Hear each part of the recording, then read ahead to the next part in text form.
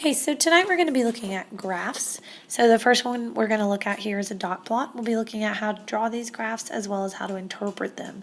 So in this particular dot plot here, we're not going to spend too much time on dot plots since we've already worked on these in class. Okay, so in this particular dot plot, we're looking at data regarding the 2012 U.S. women's soccer team. Okay, and so these are the numbers of goals scored by the entire team in the 12 months leading up to the 2012 Olympics. Okay, so you can see on our horizontal axis here, we have our number of goals scored.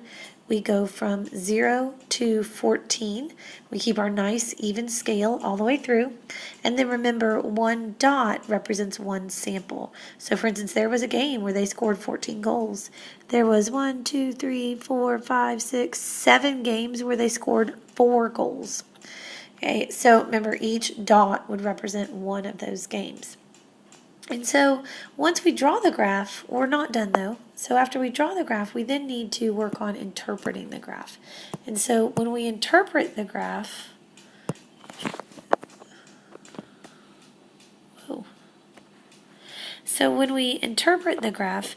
we're basically looking for patterns and then things that deviate away from that pattern. So your overall patterns and then anything that kind of sticks out to you from there. And when you're looking at pattern, you're looking to talk about shape, center, and spread. And then anything that deviates significantly from that pattern would be considered an outlier or an unusual feature. Okay, these are also called unusual features. And the reason why we use unusual features is because to help you remember what you need to do when you're looking at your graph, you need to cuss your graph. And so when you cuss your graph, you're looking for the center, the unusual features or the outliers, the shape of your graph, and then the spread of your graph. So let's look at some examples of this. Okay, so looking at the same dot plot here of the women's soccer team, we're going to go in the order that we said. Remember, we cuss our graph. So we're going to start with the center. Okay, the center here is we have 25 games that were played that they took data from. Okay, and so out of those 25 values, the 13th value from either end, so that would give us a midpoint. To get our midpoint, that would give us a midpoint of 3. And so what that would tell us would be at a typical game in those 12 months leading up to the 2012 Olympics, the women's soccer team scored about 3 goals. From there, we would look for unusual features. I think you can tell without us getting, and we're going to get into exactly what an outlier is and how to calculate an outlier and determine whether it is or is not. We'll probably do that either next video or the one after. Okay, but I think you can tell just by looking at this graph. Most of our data is down here between 0 and 5, and then we get these 2 kind of random data points that are out at 13 and 14. And so we would discuss those as our unusual features. And then we do our shape and then followed by the spread. So the shape here would be that it has one peak. Like if I trace this here, it has one peak. Okay, and so it's got one peak there at the middle. You could describe this very large gap here between 5 and 13. Okay. You also can talk about how 4 is the most common value. It's where our peak is as well. Okay, and so that is our mode or our most common value. As for the spread is just the fact that it goes from 0 to 14. Okay, so the data varies from 0 goals scored up to 14 goals scored. Okay, so let's look a little closer at how to describe these graphs, and we're going to focus at first on our shape here. So we have 2 dot plots here. The one on the left here, the first one A, that one is about dice rolls. So 2 fair 6-sided dice were rolled, and then they were added up the total. Okay, and that was done 100 times. And then on the right are scores from a quiz. So those are individual student scores on the quiz. So when we're describing the overall shape, you're looking for major peaks if data is all clustered together in one area, if there's big obvious gaps in between the data, and you're looking for potential outliers. So all of those would be things that you'd be looking for with shape. Again, major peaks, clusters of values, obvious gaps, and potential outliers. So a lot of our data that we're going to see is going to look what we call roughly symmetric, meaning that the right and the left are almost mirror images. They're awfully close. Okay? Very rarely are we going to see perfectly symmetric data, but we will often see roughly or approximately symmetric data, where again the right and left are all pretty much mirror images. Okay? I know at first glance it doesn't look like A is one, but this would be an example of one. These little ups and downs right here, okay, those are not major ups and downs. Okay, and so we ignore those, okay, and we just kind of, trace the overall shape here, which would be a roughly symmetric shape. Okay. The one on the right, when we trace our overall shape here, this one is not roughly symmetric. This peak is kind of over here on the side, okay, and so this one is skewed, and we can either be skewed right or we can be skewed to the left. And if we're skewed right, okay, it actually means our tail end is a lot longer. Okay, and so, like for instance, it looks like this, where the right tail is a lot longer.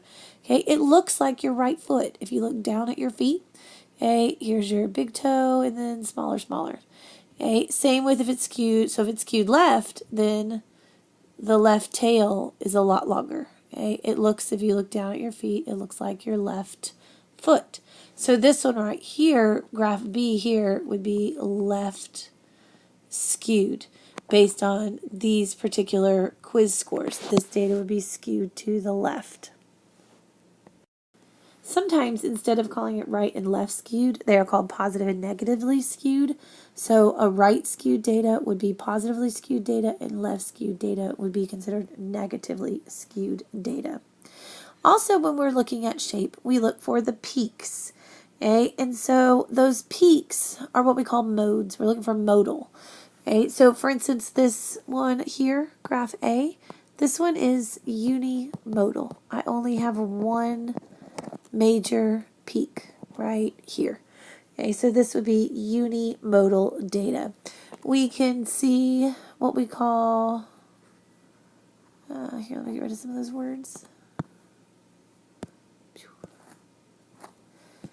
Okay, so we can see this data here is what we would call bimodal data.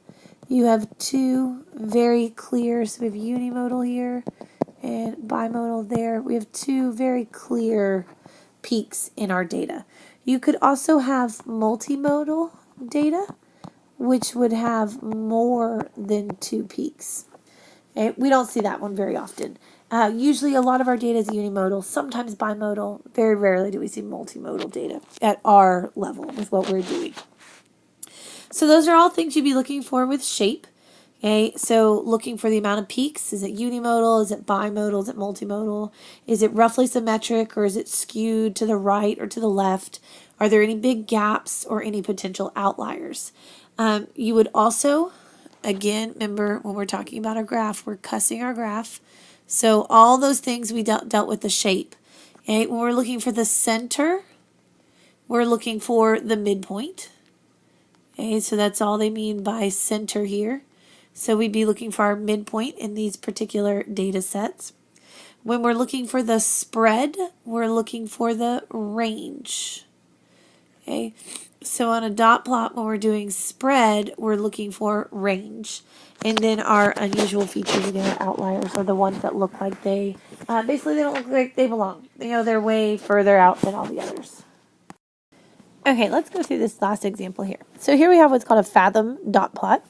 And the data we have here is the number of siblings reported by each student in a statistics class. And so it's asking for shape, center, spread, and potential outliers. So again, it's asking us to cuss the graph, or it's asking us to describe the graph. So let's do it in that order so that we remember everything it is that we are supposed to do. So let's start with number 2, which is the center. Okay, and so the center, there are 28 values on this dot plot. If you counted every dot, there would be 28 dots on there. So the midpoint of the 28 values is between 1 and 2. Okay, because remember there's even numbers. right? And so we would go between 1 and 2. So that would be our center or our midpoint. So let's do this. Let's cuss our graph. And so the center is between 1 and 2. Okay, any unusual features or potential outliers? Okay, I would say these over here at 5 and 6, mainly because we have so many over here at 1 and at 2. Okay, and just the one over at 5 and 1 are at 6. They may not actually be outliers, but they are potential outliers. So potential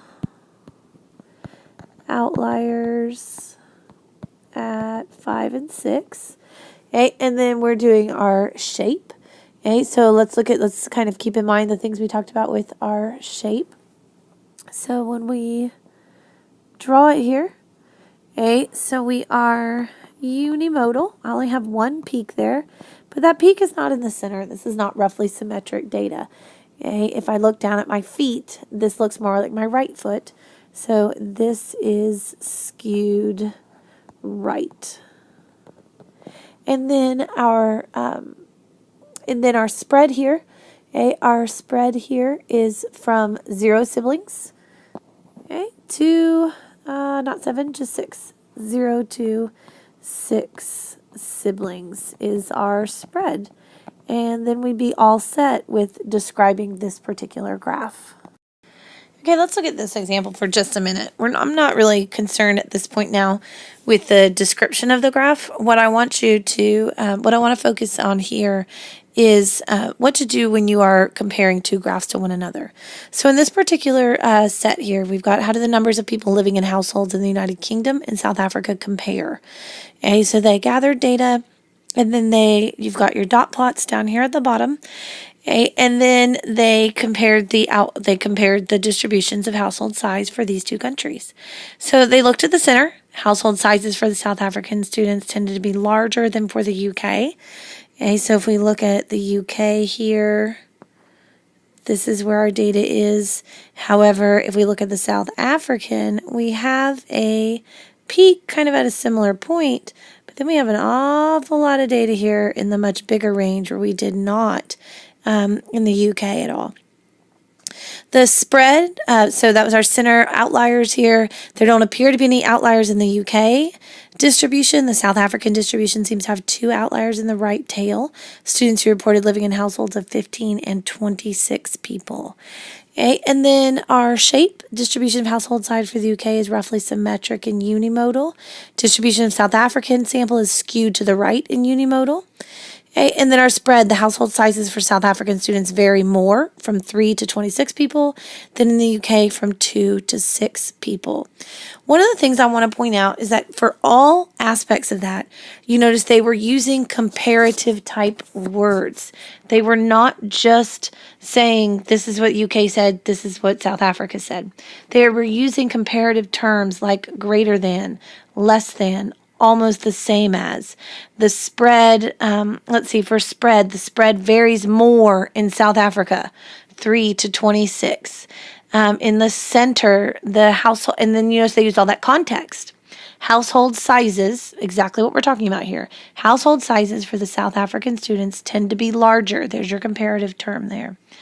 Okay. As for the shape, okay, while the distribution of South Africa, okay, but they were using comparative terms. If you just if you just cussed the South Africa graph and just cussed the UK graph, you would not get full credit because you weren't really comparing the two. Okay, so make sure that you do that when you are asked to look at two sets of data at the same time. Okay, let's look at another kind of graph here. This one is called a stem plot. Okay, and so let's kind of run through this example here. So in this particular stem plot that we're going to make, it asks how many pairs of shoes does a typical teenager have.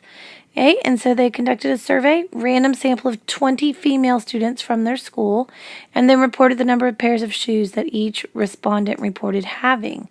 And here's all of our data here, the 15, 26, 26, that's all the data they got. And so when you're making a stem plot, first of all, you're going to separate each observation into what we call a stem. So the stem is everything but the final digit. So in this case, we're only 2 digits. So our first digit would be the stem, and the second digit would be the leaf. If we were in larger digits, let's say somebody had, let's say somebody had 126 pairs of shoes. This would be my stem, and this would be my leaf. Okay, so it's everything but the very final digit there. And the stem goes in a vertical column, so an up and down column with the smallest one at the top. And then you draw a line next to it. So this right here, this is step one. Okay, so we have our stem. Okay, we have all of our stems, and we draw them in a column from smallest to largest, and then we put the line next to it. You'll notice here, it reminds you, do not skip any stems, even if there isn't one. Let's say there was nobody that had 40-something pairs of shoes. We would still put the 4 in there. Okay, so you would go ahead and you get those stems down. And then from there, we write each leaf down. And we put the leaf in a row to the right of the stems. So what we have here, so this is our step 2 here. We've added all the leaves. Okay, and then I think it's easier to do step 2 and 3 at the same time. Okay, you're going to want to end up putting your leaves in order, and increasing order coming out from the stem. So ideally, you go ahead and you just do that all at once. If you have lots and lots of data, okay, or you have lots and lots of leaves, you may need to write them all out first and then rearrange them just to make sure you don't miss one or leave one off. Okay, and then the last thing you need to do is you need to add a key. Okay, and there's a key here. You'll notice it says key, and then it says 4/9. So 4 in the line, the 9. And then it tells you what that represents. That represents a female student, because they only ask females, who reported having 49 pairs of shoes. That way you can interpret what all the stems and leaves are. Okay, and so you can use this data and you can describe it like we did on the dot plot. You could use it to create a dot plot. Okay, so you can interpret the data from this kind of a graph, kind of a data table put together. Okay, so let's look a little bit further into this data. So we still have our females, but over here, on the right here, they went and they asked 20 males as well how many pairs of shoes that they had. And so when you're doing this, so let's first look at the right here, or I'm sorry, your left.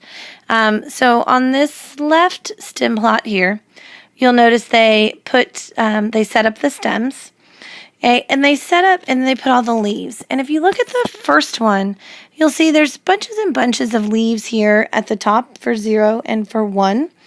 Okay, and it's just really, really long, and it doesn't really allow you to see the distribution of the data very well. Okay, and you just have, like I said, you just have bunches and bunches of leaves. So one of the things that you can do if you notice that happening, if you have a lot of leaves after a particular stem, okay, or if you don't have enough stems, ideally you want at least 5 stems. I don't know why I'm writing like that.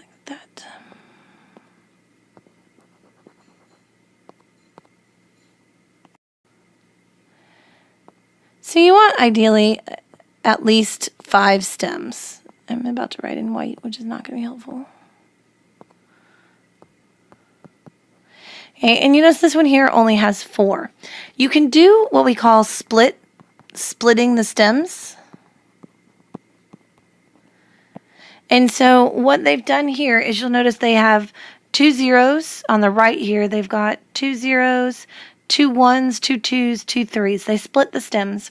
And then from 0 to 4, so any leaves 0, 1, 2, 3, and 4 go with the first 0, and any leaves 5, 6, 7, 8, and 9 go with the second 0.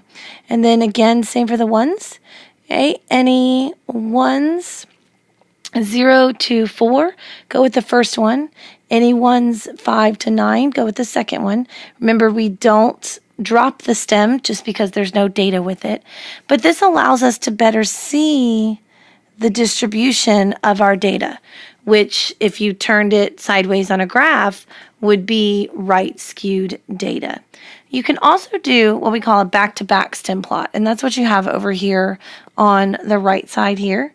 So on this back-to-back stem plot, it allows you to compare the male data to the female data. So we've got females on this left side, males on this right side. We split the stems because, again, that was important to help us see with the male data to split the stems. So we went ahead and we left the stems split and went ahead and just put the female data there on that left side. And then we can compare our data just like we were doing before. So if we were to compare the data between the males and the females here, okay, we would look at, again, we'd be comparing their center, unusual features, shape, and spread.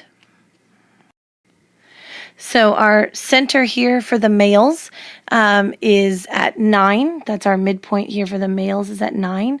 Our midpoint for the females is at 26. So if we're going to compare the two, we would need to say something about the midpoint of the males being less than the midpoint for the females at 26 pairs, or the midpoint for the females at 26 pairs is greater than the midpoint of the males at 9 pairs.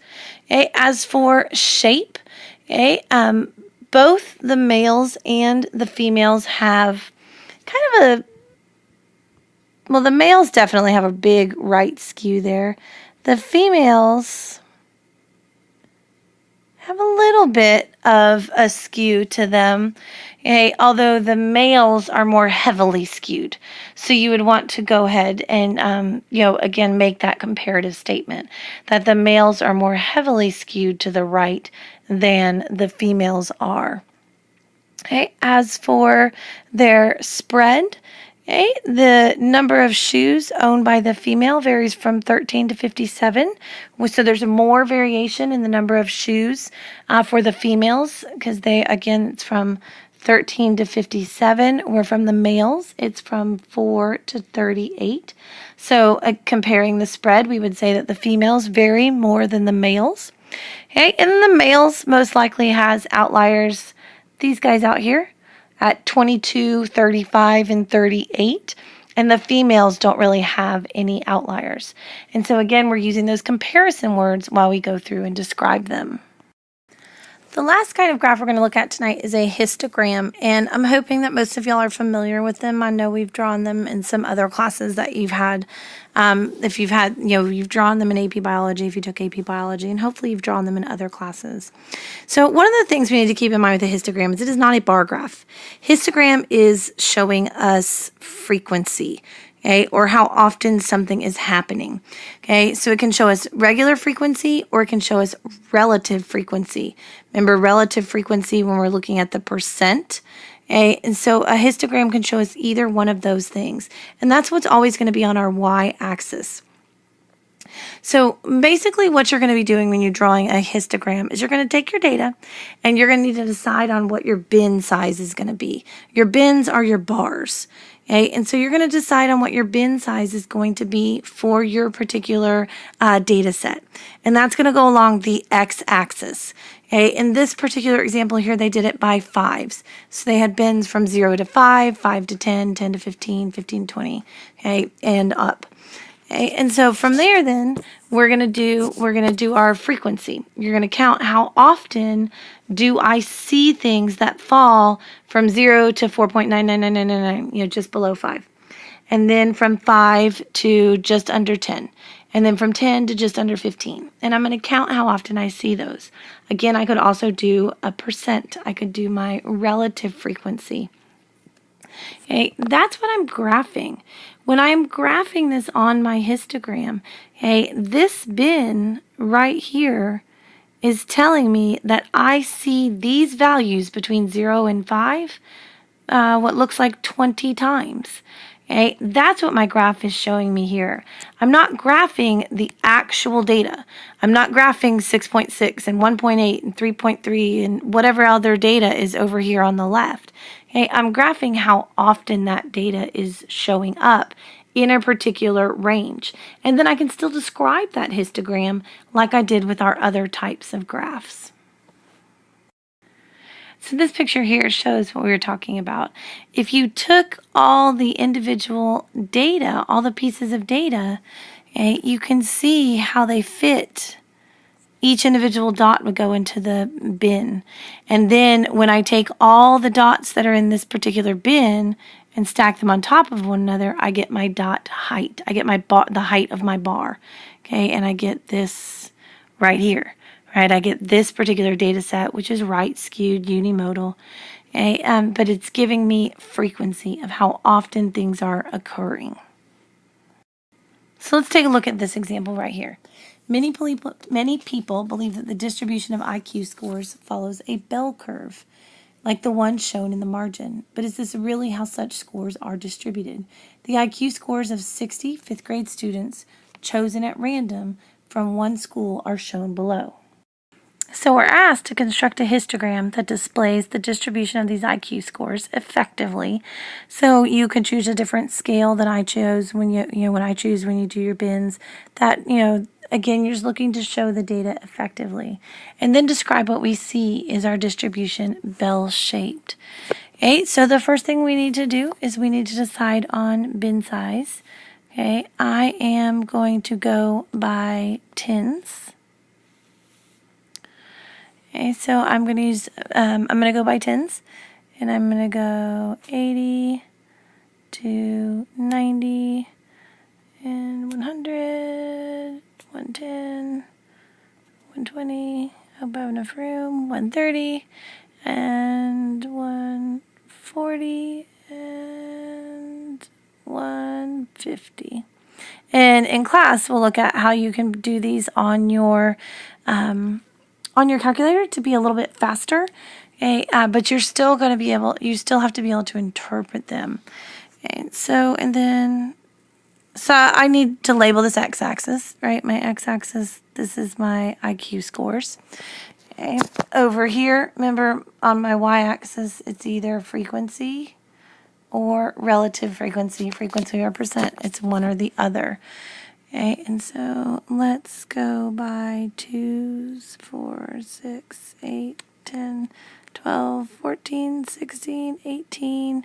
Okay, I don't have room to write stuff in there. 18, and I went by 2s. Okay, so 2, 4, 6, 8. You got it. Okay, so let's look and see what we've got here. So between 80 and 90. Okay, and so here's what people will ask, is if it's 90, does it go in this bin or does it go in this bin? Technically, it's up to you. You could put it in the bin on the left between 80 and 90. You could put it in the bin on the right between 90 and 100. You just need to stay consistent with where you put it. So you can go 80 to 90, and so it goes in the bin to the left, or you can go 80 to just under 90, and then it would go in the bin on the right. Okay, again, that would be up to you and what makes the most sense to you. I don't know why, but I always put them to the left. You notice on the last example we did, it put it to the right. So again, that would be up to you. So our first bin, if I'm putting it to the left, I'd have 1, 2, I would put that one there, 3, and I think that's it. So this bar would go to about halfway between those. So there'd be 1 there. Okay, and then so basically I'd be going greater than 90 to 100. So I'd have 1. Oh shoot, I missed one. There's a 4. There's an 80. 1. Okay, so the next one I have 1, 2. So I have 2.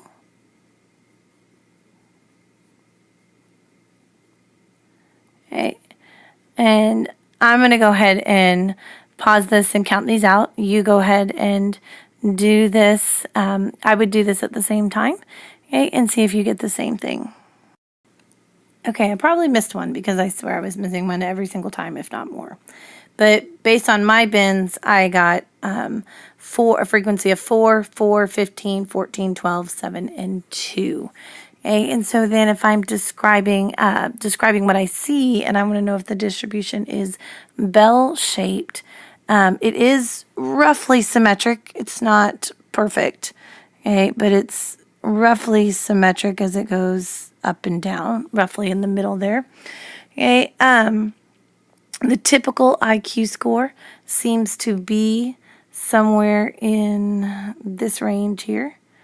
So between 110 and 120, between 100 and 120, that's going to kind of depend upon where you put your bins. If you put them, if the size of your bins and whether you put your data points to the left or to the right. Okay, IQs vary from 80 to 150. Okay, so I have that kind of spread there. And again, it's roughly symmetric and bell-shaped. Okay, so we've got dot plots, stem and leaf, and histograms that we'll be working with next.